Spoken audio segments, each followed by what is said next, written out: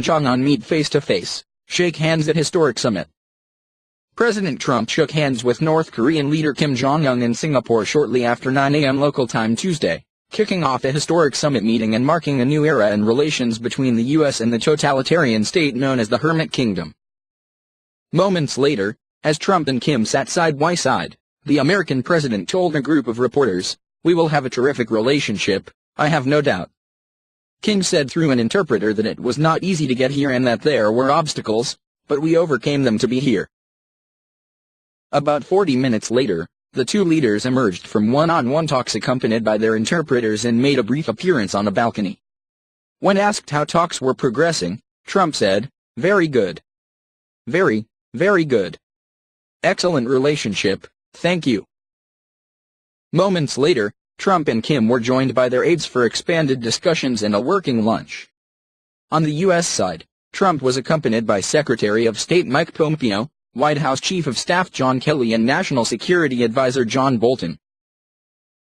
"Mr. Chairman, it's a great honor to be with you," Trump told Kim as their aides faced each other across a rectangular table, "and we'll have tremendous success together and we'll solve a big problem, a big dilemma that until this point has been unable to be solved.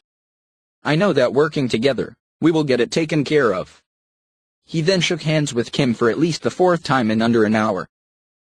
Trump arrived first at the summit site on Singapore's Sentosa Island. Kim's black armored limousine pulled in a short time later at the luxury resort for the world's first meeting between a sitting U.S. president and a North Korean leader. The two clasped hands as they posed for photos in front of a row of U.S. and North Korean flags. Trump then directed Kim to walk down a hallway, where they briefly spoke. Despite the anticipation and early promise surrounding the talks, it was unclear how much could be accomplished after the White House unexpectedly announced Trump would depart Singapore by Tuesday evening. The White House said Trump was leaving early because negotiations had moved more quickly than expected, but gave no details about any possible progress in preliminary talks. However, an administration official told Fox News that Kim Jong Un's aides informed White House officials that the North Korean delegation planned to leave Singapore on Tuesday afternoon. That led Trump to move his scheduled departure forward 24 hours, though the official told Fox News that the official time of departure remained fluid. No time was set for the summit's close, and as the White House statement said, things have moved more quickly than expected, which is reflected in the schedule, White House Deputy Press Secretary Raj Shah said in a statement. In the run-up to the talks, Trump had hopefully predicted the two men might strike a nuclear deal or forge a formal end to the Korean War in the course of a single meeting or over several days. But in a briefing with reporters Monday, Pompeo sought to keep expectations for the summit in check. "We are hopeful this summit will help set the conditions for future productive talks," the Secretary of State said. Hours before the summit, Trump tweeted with cautious optimism, "Meetings between states and representatives are going well and quickly, but in the end, that doesn't matter. We will all know soon whether or not a real deal, unlike those of the past, can happen." In a second tweet, Trump defended his decision to meet with Kim from critics, whom he referred to as haters and losers. "We have our hostages, testing, research, and all missile-sick launches have stopped sick, and these pundits, who have called me wrong from the beginning, have nothing else they can say. We will be fine." It was a striking about-face from less than a year ago, when Trump was threatening fire and fury against Kim, who in turn scorned the American president as a mentally deranged U.S. dotard.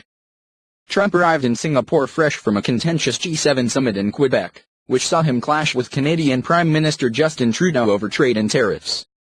Trump advisers cast his actions as a show of strength before the Kim meeting.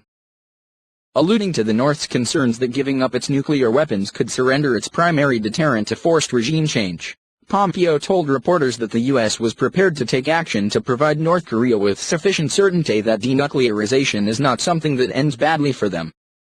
He would not say whether that included the possibility of withdrawing U.S. troops from the Korean peninsula, but said the context of the discussions was radically different than ever before. "I can only say this," Pompeo said. "We are prepared to take what will be security assurances that are different, unique, than America's been willing to provide previously." The North has faced crippling diplomatic and economic sanctions as it has advanced development of its nuclear and ballistic missile programs. Pompeo held firm to Trump's position that sanctions will remain in place until North Korea denuclearizes and said they would even increase if diplomatic discussions did not progress positively.